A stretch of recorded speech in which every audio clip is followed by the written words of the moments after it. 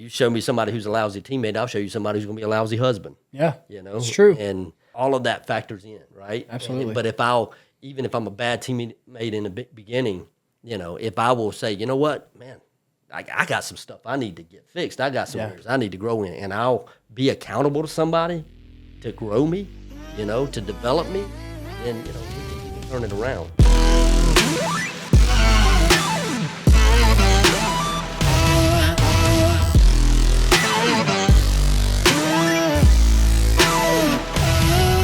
Welcome to the Game Changers League podcast, where we're cultivating culture and shaping the future of sports with our conversations. I'm your host, Aaron Johnson, and this is my partner, Corey Murphy. Last podcast, Corey, we talked about building culture and standards and values as a building block to that. Today, I want to dive into the conversation about team leadership. And, you know, being a former player, but most of my athletic career being centered around coaching, you know, one of the things that I have learned in coaching and seen a lot of guys talk about this is about the importance of team-led leadership versus coaching-led leadership on a team. You know, I can tell you from my own experience that the best teams that I've ever coached, it came as a result of the players on the team taking responsibility for the leadership of the team, and that's really what led to our greatest success in observing, you know, teams and as a former player. You know, how would you compare the importance of strong coaching leadership, you know, coach leadership team, or versus a strong player led leadership team? Yeah. I really see it as like, it's almost like a kind of like a parenting relationship. Yeah. Of course, like you mentioned, I think that player-led leadership is, and all experts would agree that the best form of leadership for a team is player-led leadership, because it's coming from within. It's not something external, but you know, we talked about it when we talked about culture, that coaches would set the boundaries for cultures, but it's the players that really are responsible to embody it. And like with the leadership thing, it's the exact same thing, that the coach is almost like the parent. You know, they're saying, hey, this is what we need to be doing. These are the parameters in which we need to follow. This is the structure. This is the organization, et cetera, et cetera. And then it's really on the player to then embody those things. And the accountability that comes from it is really the leadership. For example, you know, we've talked a lot about the 2019 championship team that I was on. That team just so embodied the things that were taught to us by our coach. You know, the leadership that our coaches provided of how we were going to score on offense, how we were going to pitch, how we were going to play defense. What are the building blocks upon which we have a successful team in their mind? Yeah. And then as a player, really submitting to that vision and saying, you know what, yeah, I'm going to fully buy into what he's telling me to do. And I'm not only going to hold myself accountable to it, but I'm going to hold my teammates accountable to it. Right. And this is a weird example, but my pitching coach, Robert Brown, on that 2019 team, he did a lot of study with the brain and like how it operates, the right side. This is the way he explained it. I have no idea if this is anatomically accurate, but what he said is the right side of your brain controls the left side of your body. Left side of your brain controls the right side of your body. And so we did a ton of drills before we ever picked up a baseball. Every single day, this is what he wanted us to do. And there was like probably 5 or 6 drills. It took us like 15, 20 minutes to get them done. And it was like, this is what I want you to do before you ever pick up a baseball. Now, he was a personality type where he was just really hands off. First couple of weeks, he was really engaged, really said like, hey, this is how we need to have success. This is the tools in which you need. And then he kind of just pulled back like, hey, it's on you now. Yeah. And there was a lot of pushback from that because one of the particular drills that we did was called the baby crawl. It was literally on all fours, and you would pick up your left leg and your right hand at the same time and put them down at the same time, and vice versa. And we did it for a while. I mean, you're crawling 90 feet twice, so 180 feet. It takes you a long time because he wanted us to go slow. Yeah. And it's like, hey, lock your eyes on one point while you're doing it, and it took time, and it was kind of grueling. Yeah. But it's like, are we going to do what he said for us to do or not? Are we going to be submitted to the division or are we not? Yeah. And so there were multiple guys within the pitching staff that didn't want to continue to do it. And there was other guys that really bought into what he would say and say like, hey, no, we need to be doing this. Yeah. You know what I mean? And so the player-led leadership aspect of it, I think that it's different when you're being told by an authority to do something. And it means a little more when your peer is coming to you and saying like, hey, let's buy into it and let's do it. Yeah. You know what I mean? Yeah. No, I totally agree with you. I'll tell you, so like the best team that I ever had in coaching was actually the first girls team that I ever coached, and had been coaching boys for about 10 years before that, and had never coached a girls team. And I was raising two daughters. They were young at the time. My oldest one, I think, was in middle school. My youngest one was still in elementary school, and I didn't really know, like, I was learning how to raise daughters while at the same time of taking over this girls team to coach. And it was in Holly Hill, South Carolina. And we, whenever I first started, I didn't know how hard I could push them, right? So I can remember, showing up to the first practices, the first couple of weeks, and running them through a lot of the same drills, a lot of the same routines, but just like not knowing like how hard can I push. And there were some seniors on that team, and seniors and juniors on that team that came to me after about 2 to 3 weeks, and they said, "Coach, we can tell that you're not pushing us as hard as what you might with your boys' teams." I'd coached in the same association. It was SCISA, but so there were people that knew, some other teams, but somewhere they just felt like I was just holding back on them. And so they came to me and they told me, they said, "Coach, we want you to push us as hard as you would push any of your boys' team." And I told them, I said, "Okay." I said, "But I don't know where that line is. So I'm going to need you to tell me if you feel like I'm pushing you beyond your limits." And they said, "We will." They never said a word. That team worked harder than any boys team I had ever coached. I mean, as far as just their willingness to get up every day, do the hard work, and get after it. That team went 22-3 that year. We lost in the state semifinals to a team that was going for, I think, their 4th or 5th consecutive state championship, and had just smoked everybody for years. And they beat us by 3. We had a chance to tie the game right at the end of the game.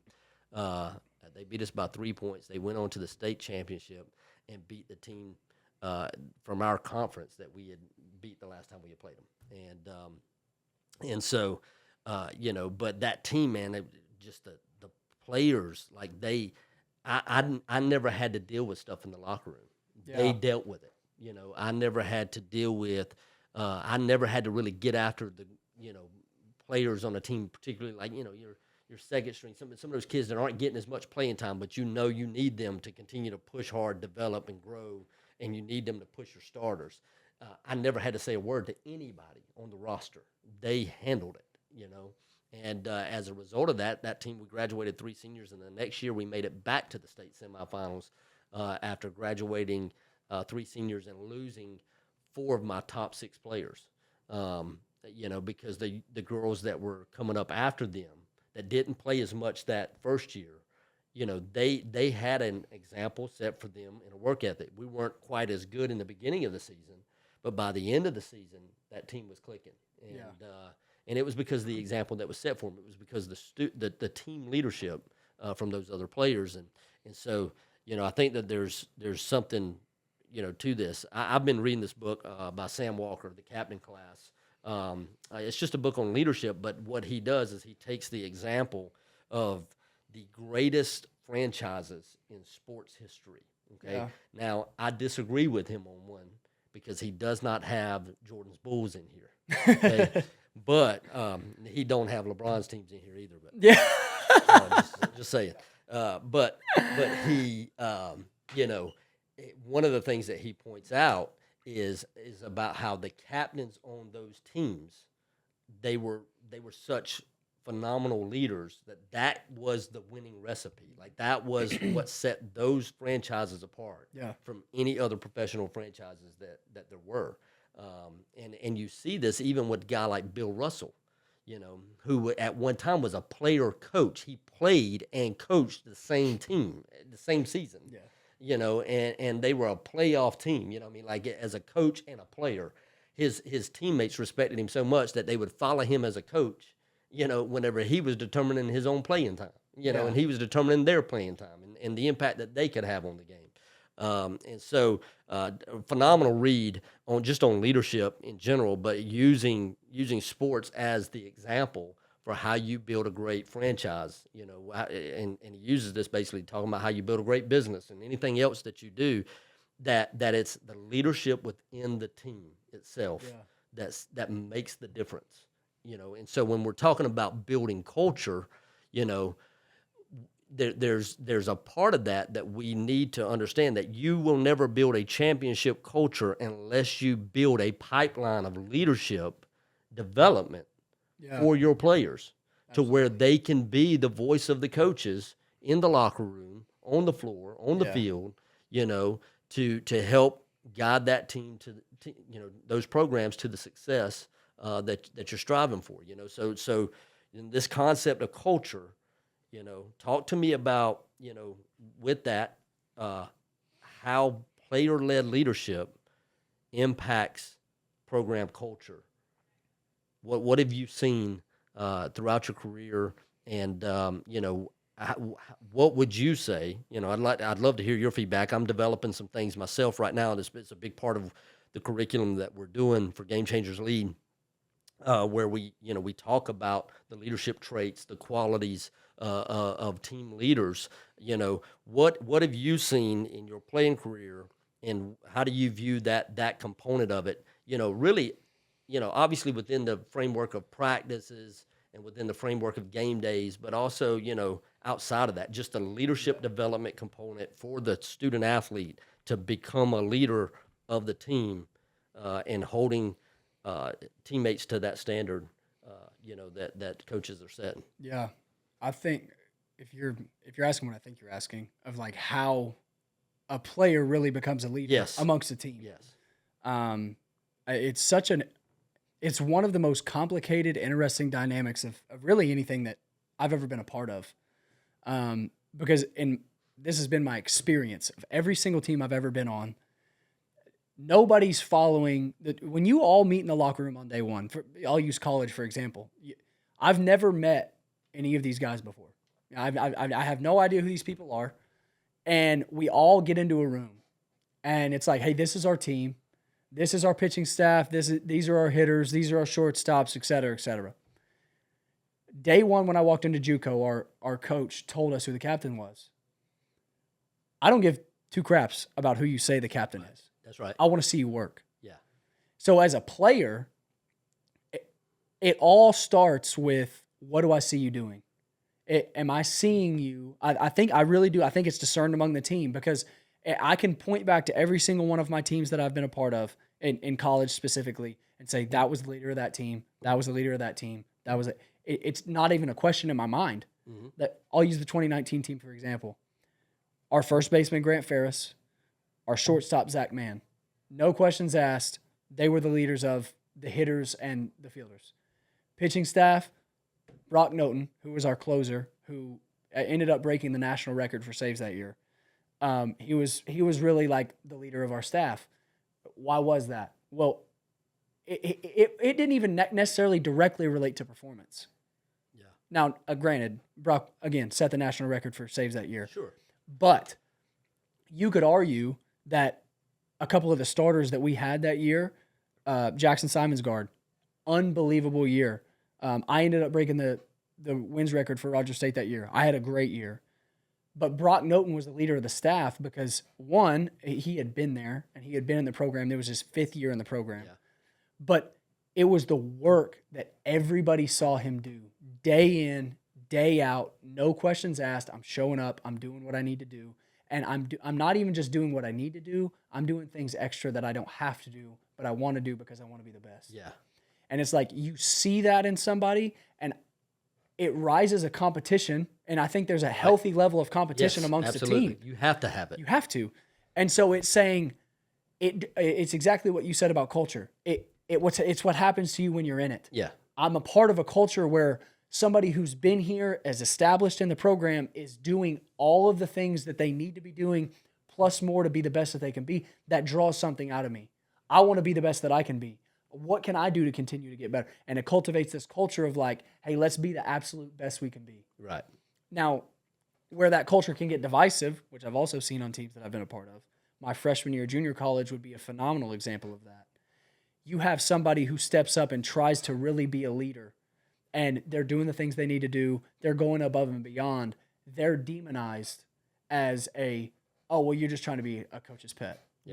You're just trying to impress somebody because you want playing time. Right. Then it turns into a competition, not of us competing together to pull one another up. Yeah. Is I want to compete to push you down. Yeah. That breaks teams apart. Yeah, it does. You look at the teams of, I know you asked about my experience. That's a lot of my experience. But you look at like the Dabo Sweeney teams that won national championships. Yeah. It's like you so clearly, definitively see that's the leader of that defense right there. That's the leader of the offense. Like it's not even really a question.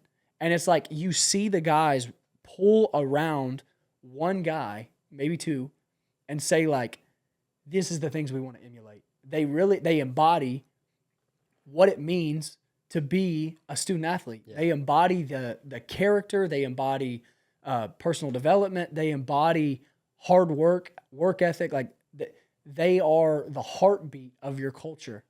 And as if that is healthy, and you have a group of people, of players that are bought into, I'm not competing with you. I'm not competing against you. I'm competing with you. Yeah. It can lead to some of the greatest teams ever. Yeah. You know? Yeah, absolutely. I've seen that in the teams that I've coached. I've seen that in the teams that I've observed that I've, kind of fallen in love with. I have my teams that I'm a fan of, but I fall in love with these teams that even if I'm not like a fan, I mean, it could be my arch rival.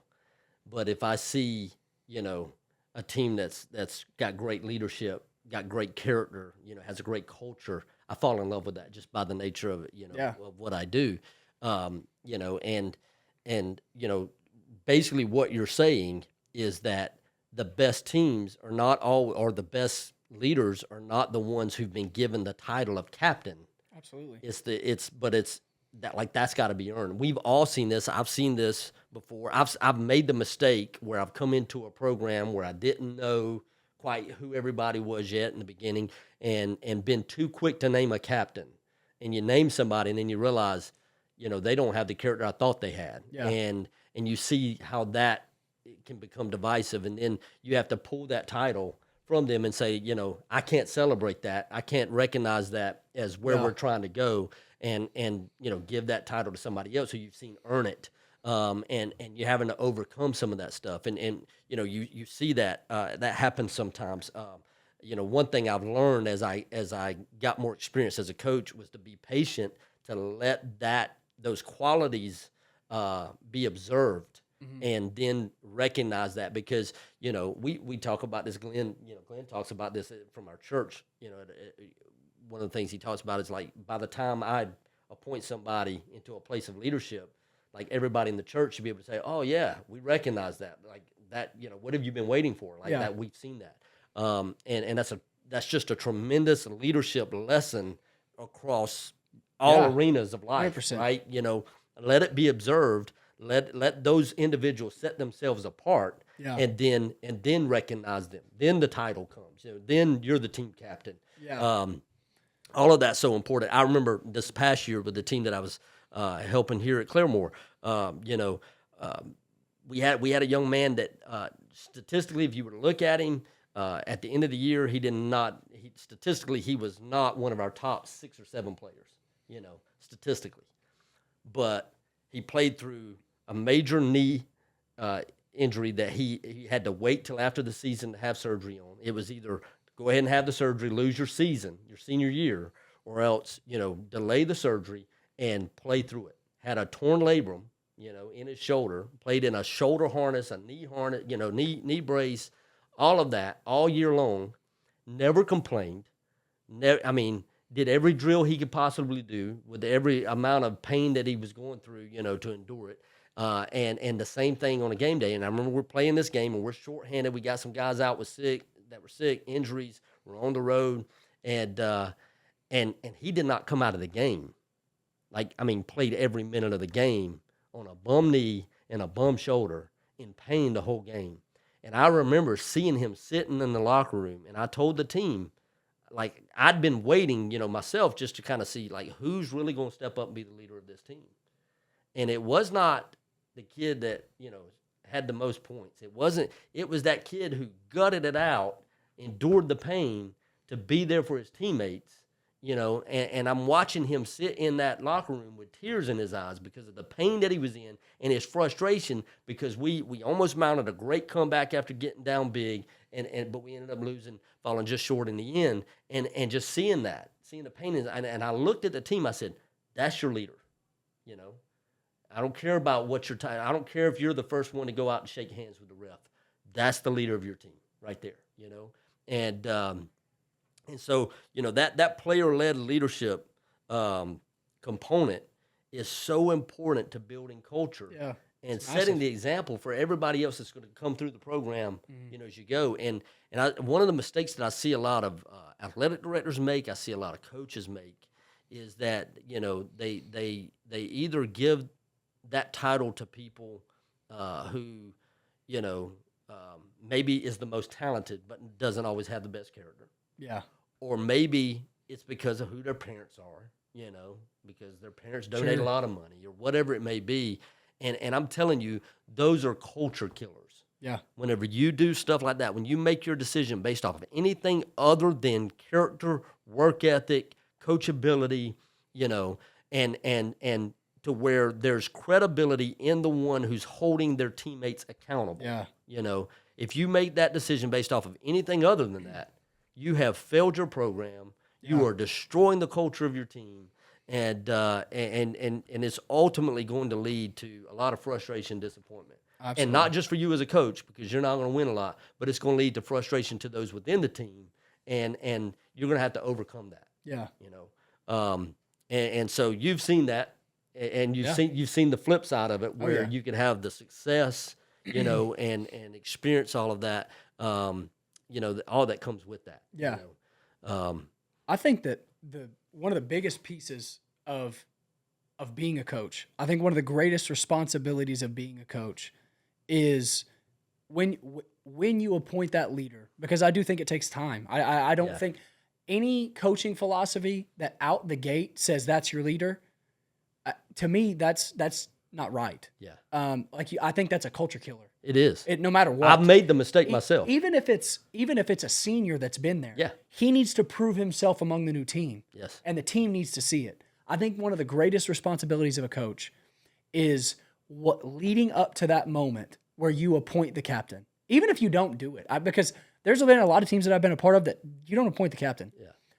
I think one of the greatest responsibilities of a coach is to foster the environment of when that leader is established or it's really recognized, because it's recognized among the team. Whether you want to admit it or not, you know who your leader is. Yeah. Even if you want to be it and you're not him, you're not him. You know what I mean? I think one of the great responsibilities of a coach, that's the 9th time I've said that, is to foster the heart posture amongst your team to not excise or get rid of or cast out or call a coach's pet or you just want playing time, but to rally around it and really embody and buy into, okay, that's what we're going to be about as a team. Yeah. It's not just about him. It's not just about me. This is our identity as a team, because that's what a captain reflects. This is the team's identity. Yeah. You look at it among different athletes in the world. The identity of Michael Jordan's Bulls, gritty. Yeah. That winners. Michael Jordan's the greatest winner on the planet ever. And it's because that's who he was. He was the leader of that team. That's what that team embodied. Yes. We're winners. We will win at all costs. Yeah. I don't care what it takes. Yeah, you're right. I'll gut it out. You look at I'm trying to think of another example. Derek Jeter. Yeah. The Yankees. Yeah. He was the leader of that team. Yes, he was. What was the identity of that team? It wasn't, I'm going to win at all costs and I'm going to gut it out. Of course, every team's goal is to win, but it was just consistency. Yeah. Day in, day out, I'm there. I am Mr. Consistent. Yeah. And that was the quality of the individual. Exactly. You know, playing out through the team. And it was embodied through the team.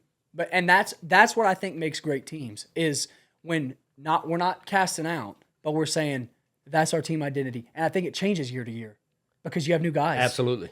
I think it's like we have to search out what's the identity of this team. Let's embody it and reproduce it. I love what you said there. All right, so the identity of the team is different than the culture of the program. Yeah, and that's absolutely. really important because I've seen coaches try to build the culture of their program around the identity of a team that they had some success with, and now it's like that's what we got to be every year. Florida and State. that may not. Florida State's a great example of that. You know, that may not always be the same. 100%. I think part of that it is recognizing the difference between your culture and your identity. Yep. My culture is a set of values that I'm holding you to. It cannot be, you know, a certain offense, a certain defense. Sure. It can't be some of those tangible X's and O's types of things. Like, you know, I've done things different ways based on the personnel of my teams over the years. So there's a difference between culture and identity, but every team will take on the identity of its greatest leaders. That's true. And so you made a comment about how, you know, not every team is team captain is selected by the coach. Okay, that was something that I moved towards that coaching philosophy. You know, pretty quickly after you know I started coaching, and part of that is like the way that I would do that is number one, I would give a set of guidelines, right? Like this is what I want you guys to select a captain that embodies these character traits, not you know. Just, this is my best buddy. This is my best buddy, you know. But like, who on this team do you see that has, you know, integrity, has character, is honest, is trustworthy, is hardworking, you know, and then that's who I want you, you know, whoever you feel like that is, you're selecting your captain, okay, and you got to understand that you're going to live with and die by that choice. You know, so if you pick the wrong guy just because it's your buddy in here, or he's got the best personality or most charisma or whatever, and he doesn't have the character to take us where we're trying to get to, then that mistake is on you, you know. And so I will guide that. And occasionally there have been times whenever I've seen that happen where I knew that they picked the wrong person. I'd let them live with it for a few weeks, and then I'd say, all right, let's go back and reevaluate our decision. You know, we're 3-5. Yeah. What do you think's the cause of that? You know, and it's stuff starts coming out. Well, we're not doing this and we're not doing that. Okay, whose responsibility is it to hold us accountable to that? Yeah, you know. And now that's a gut check moment when everybody's like, oh wait, and I feel bad for the guy that they selected. Yeah, sure. Because it's like you're getting that's called a lot of out. Pressure. That's a lot of pressure. That's a lot of pressure. You're getting called out.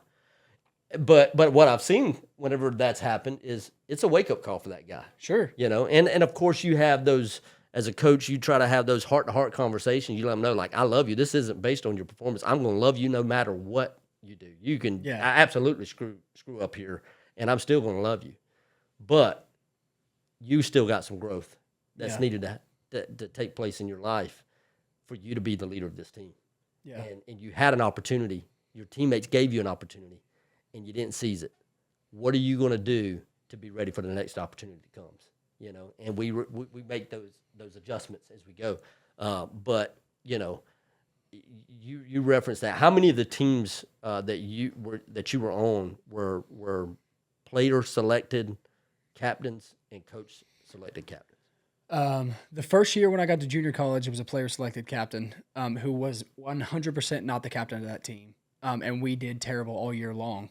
And it was because the captain that was named and kind of put on a pedestal, I'm not going to call him out by name, but he slacked off. He missed practice often, way more. In my opinion, that's your job. As a college athlete, that's your job. Yeah. That comes before almost anything else that you're doing. And he would just miss practice. He frankly, he just got caught. He got caught doing drugs in the dorm room. Like, just awful decisions made. Yeah. And we really reaped the fruit of that choice. Sure. Because the entire, I would say the identity of our team that was embodied my freshman year of junior college, and I'd be interested to hear my teammates' feedback on this. It was very sluggish, just kind of like, whatever, who cares? It doesn't matter. It's just a game. Like, I'm just here. I'm getting my college paid for. You know, it wasn't like there was no fire. There was no like, I'm going to win at all costs. There was really no positive trait expressed. And you would think that at a junior college that wouldn't be the case. Yeah. Because guys are trying to advance their career. Yeah. You know, but even in that environment. Yeah. And then I did not play on another college team that ever even voiced a captain. I would recognize who the captains were on each of the other teams that I played on, but it was never voiced. You know, the most Coach Klimas at Rogers State did as far as quote-unquote voicing a captain was who the line leaders were for stretching. Yeah. And there was 9 of us. So it's like, yeah. You know, like it's not even really voicing it, but it was very easily seen through work. Yeah. It was very easily seen through I think this is kind of baseball specific.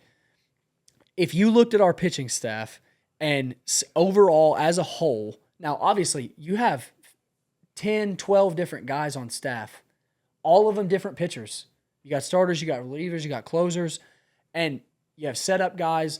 But I'm not even talking about just the role you play. I'm talking about the pitcher that you are. Yeah. Completely different guys, different tempo, different pitches.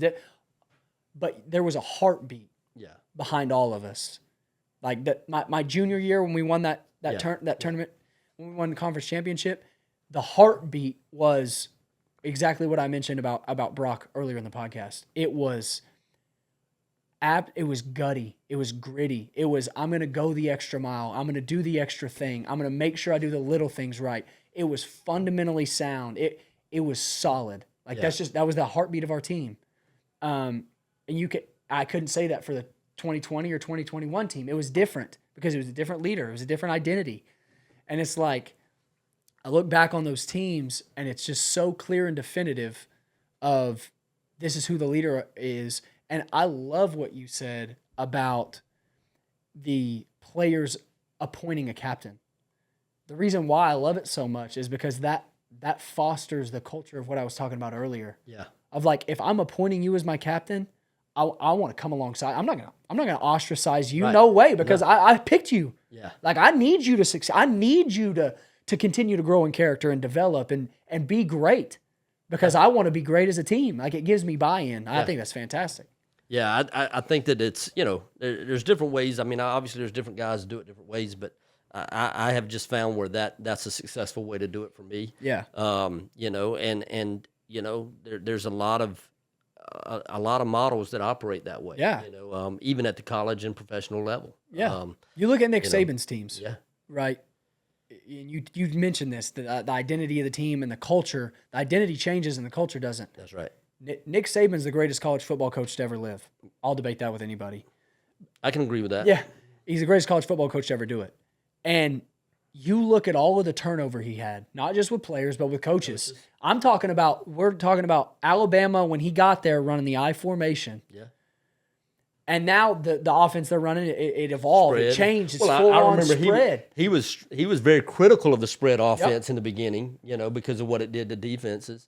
And of he's course, a defensive mind. Yeah, because he's a decent defensive mind, you know. But he adapted to that over time and became a spread offense, you know, with guys like Steve Sarkisian and, you know, Lane Kiffin as offensive coordinators, and, you know, helped those guys rebirth their careers. Yeah. And, you know, I mean, just so many different things. But the identity changed. The culture's still the same. I mean, you look at the identity of the team when Greg McElroy's the quarterback. Yeah.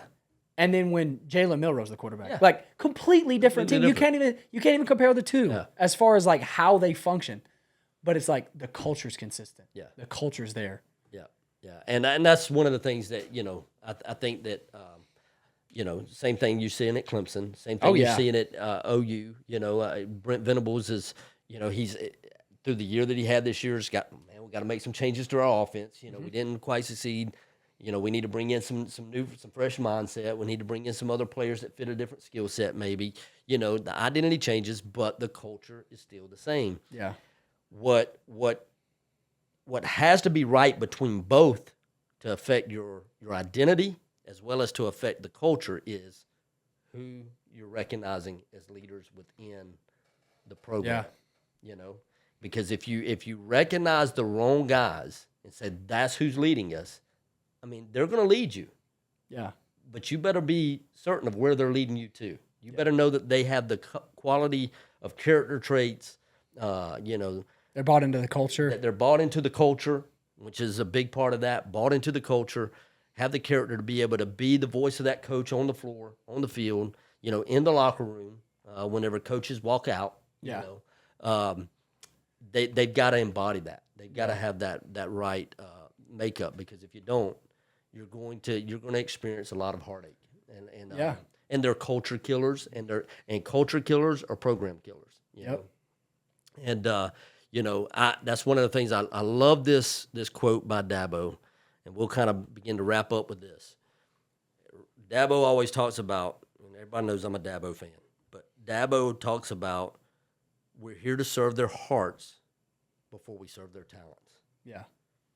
And I think that if coaches, you know, and if student athletes would not just settle to try to go just play with all the guys they want to play with or play at the place they want to play with, look at the heart of the coach and what they're there to serve. Yeah. Are they there just to serve your talent? Or are they there to serve your heart? Yeah. Because if you're playing for a coach that is committed to serving the heart of their players and not just their talent, then you're going to play for a guy that's going to help develop you, grow you, mature you. The reality of the situation is, I believe that God gives us all talent. Yeah. You know, what we do with that is really determined by who we let develop us, who we have helped grow us, you know. And so I just, you know, as coaches, I want to, encourage every coach out there to develop the heart of the player first. Yeah. Be about that first, you know, and then develop the talent. The talent will come with it, you know. And for every student athlete that's out there, you know, gravitate towards the guys that want to develop your heart. Sure. You know, that want to hold you accountable. Don't shy away from that. Don't run from that. You know, don't be afraid because that coach is tough on me. Yeah. You know, he's tough on his players. I don't know if I want to go play for that guy. You know, that's who you need to play for. You know, that's who's going to help you get to where you want to be in life. And, you know, but I love this piece because leadership, you know, directly impacts the identity of the program, the culture of the program. Absolutely. And everybody wants to be a leader until it gets hard. Yeah. You know. That's right. Everybody like, oh, I want to be the leader of the team. Well, I want you to be the leader of the team when we're 3-11. Yeah. And coach is screaming at us, and we're running sprints for 3 days straight. Yeah, exactly. And you're still looking at every guy that's sweating and dying right next to you. Say, hey, let's go another one. Yeah. Like, I want you to give me everything you got. Don't give up on me. That's right. Like, let's keep going. Yeah.